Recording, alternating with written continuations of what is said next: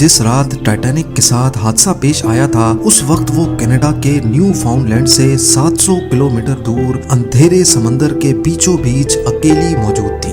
हादसे के वक्त इसमें टोटल 2240 लोग सवार थे, जिसमें से 1500 लोग अपनी जान गंवा बैठे। वो जिसको अनसिंकेबल कहा जाता था, वो कुदरत की ताकत के सामने देखते ही देखते काले समंदर की नजर हो गई। इस हादसे के चश्मदीद गवाह आई विटनेस सिर्फ वो लोग थे जो किसी तरह शिप से निकलकर अटलांटिक ओशन के ठंडे पानी में कूद गए थे। आइसबर्ग टकराने से लेकर शिप के डूबने तक जो कुछ भी हुआ उसका रिकॉर्ड उन आई विटनेस के सिवा और किसी के पास नहीं था, जो कि खुद ठंडे पानी से लड़ने में मसरूफ थे। पहली रेस्क्यू शिप RMS कारपेथिया भी टाइटैनिक डूबने के 1.5 घंटे के बाद वहां पहुंची थी। वो भी खुशकिस्मती थी कि उनको टाइटैनिक का इमरजेंसी मैसेज मिल गया, वरना जो लोग ठंडे पानी में जिंदगी और मौत की जंग लड़ रहे थे उनकी जान भी नहीं बचती। और टाइटैनिक के हादसे के बारे में आज तक किसी को भी मालूम ना पड़ता। इन्वेस्टिगेशन के दौरान पहले तो किसी को भी मालूम नहीं था कि शिप के साथ हुआ क्या है, लेकिन फिर बचने वालों ने बताया कि शिप की एक आइसबर्ग से टक्कर हुई थी। इन बयानात को मौके पर मौजूद आइसबर्ग को देखकर कंफर्म भी किया गया, जिस पर टाइटैनिक का रेड पेंट अभी तक लगा हुआ था। हादसे के बाद आई विटनेस और एविडेंस को देखते हुए इन्वेस्टिगेशन रिपोर्ट में बताया गया कि टाइटैनिक के राइट साइड पे आइसबर्ग ने 300 फुट बड़ा सुराख छोड़ दिया था, यानी टाइटैनिक की पूरी साइड का 1/3 हिस्सा फट गया।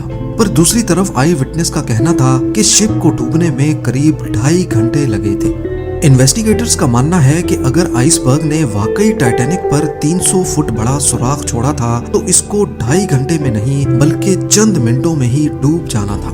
पर सच्चाई क्या थी ये उस वक्त किसी को भी मालूम ना पड़ सका। सच्चाई जानने के लिए जरूरी था कि टाइटैनिक शिप को ढूंढा जाए। कई सालों तक टाइटैनिक की तलाश जारी रही और हर गुजरते साल ये मिस्ट्री और ज्यादा संगीन होती गई। आखिरकार 73 इयर्स के बाद जब टाइटैनिक का मलबा मिला तो ये मैरीन इंडस्ट्री के लिए एक बहुत बड़ा ब्रेक थ्रू था। वो सारे सवालात जो टाइटैनिक अपने पीछे छोड़कर गई थी उनके जवाबात ढूंढने का वक्त आ चुका था। अटलांटिक ओशन की 4000 मीटर गहराई में पिछली कई दहाइयों से टाइटैनिक का मलबा काले अंधेरे में मौजूद था। कई एक्सपीडिशंस अरेंज किए गए जिन्होंने शिपरेक की लातादाद फोटोज कैप्चर की। ओशियनिक एक्सप्लोरर PH नार्शले ने 30 से ज्यादा मर्तबा टाइटैनिक के मलबे का दौरा किया है, लेकिन उन्होंने 300 फुट बड़ा सुराख एक बार भी नहीं देखा। अलबत्ता टाइटैनिक की इस प्रोफाइल फोटो में 30 फुट का ये एरिया जाहिर करता है कि यहाँ पर कोई चीज आकर लगी थी। इसका एरिया सिर्फ 11 स्क्वायर फीट बनता है और कैलकुलेशंस के हिसाब से देखा जाए तो इसमें से 370 गैलन पानी हर सेकंड में टाइटैनिक के अंदर जमा हो सकता था। इसी स्पीड से पानी भरने का मतलब है कि पूरी शिप में पानी टोटल 2.5 घंटे में भरा होगा। और आई विटनेस के मुताबिक टाइटैनिक को डूबने में भी 2.5 घंटे ही लगे थे। यानी एक मिस्ट्री तो सॉल्व हो गई कि टाइटैनिक में 300 फुट बड़ा सुराख नहीं था बल्कि सिर्फ 30 फीट बड़ा क्रैक पड़ा था। पर ये अकेली ही एक मिस्ट्री नहीं थी, अभी और भी काफी कुछ जानना बाकी था।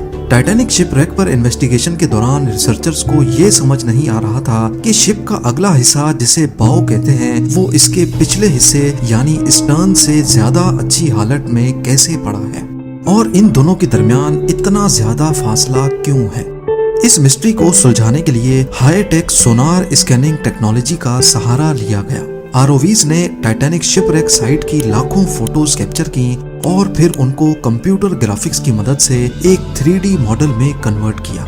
इस मॉडल में वो तमाम डिटेल्स भी थी जिनको नॉर्मली इस गहराई में कोई आम कैमरा या इंसानी आंख नहीं देख सकती। मॉडल में देखा जा सकता है कि 392 फीट लंबे स्टर्न के तमाम डेक्स एक दूसरे के अंदर ऐसे घुसे हुए हैं जैसे ये स्टील की नहीं बल्कि कागज की शिप हो। मुख्तलिफ पार्ट्स शिप से अलग होकर आसपास बिखरे हुए हैं। सिर्फ इसमें लगे 2 किसी घर की साइज जितने बड़े इंजन हैं जो इसके साथ जुड़े हुए हैं।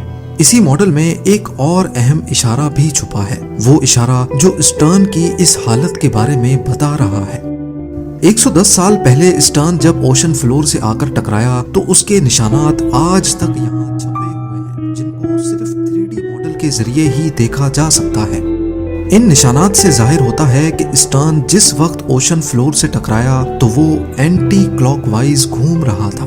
साइंसदान इन निशानात से अंदाजा लगा सकते हैं कि स्टर्न उस वक्त हैरत अंगेज तौर पे 80 किलोमीटर पर आवर की स्पीड से पानी के अंदर जा रहा था। शिप का पिछला हिस्सा जब इतनी स्पीड से पानी की गहराई में जा रहा था तो पानी से पैदा होने वाली फोर्सेस ने शिप के लूज पार्ट्स को उखाड़ दिया, और जब वो 4 किलोमीटर नीचे ओशन फ्लोर से टकराया तो इसके सारे डेक्स एक दूसरे के अंदर धंस गए। दूसरी तरफ जैसा कि आप देख सकते हैं कि बाउ सेक्शन फ्रंट सेक्शन का डिजाइन हाइड्रोडायनेमिक है, यानी ये पानी को आसानी से काट सकता है, ठीक उसी तरह जैसे शिप पानी पे फ्लोट करते वक्त पानी को काट कर अपना रास्ता बनाती है। यही वजह है कि बाउ सेक्शन स्टर्न के मुकाबले में ना ही रोटेट कर रहा था और ना ही पानी की फोर्सेस इस पर डायरेक्टली अटैक कर रही थी। आखिरकार 110 साल पहले होने वाले हादसे की एक और मिस्ट्री को भी सुलझा लिया गया, लेकिन एक और सवाल भी है जिसका जवाब ढूंढना बहुत जरूरी है। वो ये कि टाइटैनिक शिप 2 हिस्सों में किस वक्त अलग हुई। जैसा कि आपने जाना कि शिप के 2 हिस्सों में टूटने की खबर आई विटनेस ने दी थी। सालों से ये माना जा रहा है कि टाइटैनिक डूबने से पहले ही 2 हिस्सों में डिवाइड हो गई थी। ये खबर काफी हद तक सच भी है, लेकिन ये पूरा सच नहीं। जब बाउ सेक्शन में पानी भर गया तो वो पानी के अंदर चला गया, जिसकी वजह से स्टर्न सेक्शन का पूरा वेट पिवट पॉइंट यानी सेंटर पर पड़ रहा था। ये सेंटर पॉइंट इतना ज्यादा वजन बर्दाश्त ना कर सका और टूटकर 2 हिस्सों में डिवाइड हो गया।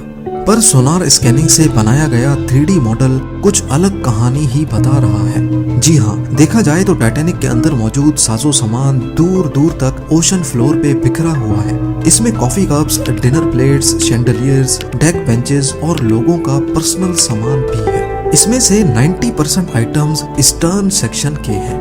टोटल 10,000 से भी ज्यादा आइटम्स इस पूरे एरिया में फैले हुए हैं, जो करीब 3.2 स्क्वायर किलोमीटर का एरिया बनता है।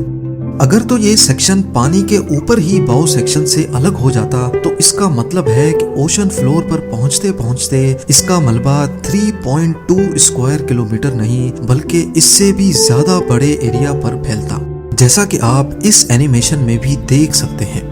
लिहाजा एक्सपर्ट्स का मानना है कि ये सेक्शन टूट तो पानी के ऊपर ही गया था, लेकिन ये बाउ सेक्शन से अलग ओशन फ्लोर के करीब आकर हुआ है और फिर रोटेट होता होता अपनी डायरेक्शन बदल गया और 2000 फीट दूर जा गिरा। आज RMS टाइटैनिक की बॉडी पूरी तरह से रस्ट हो चुकी है।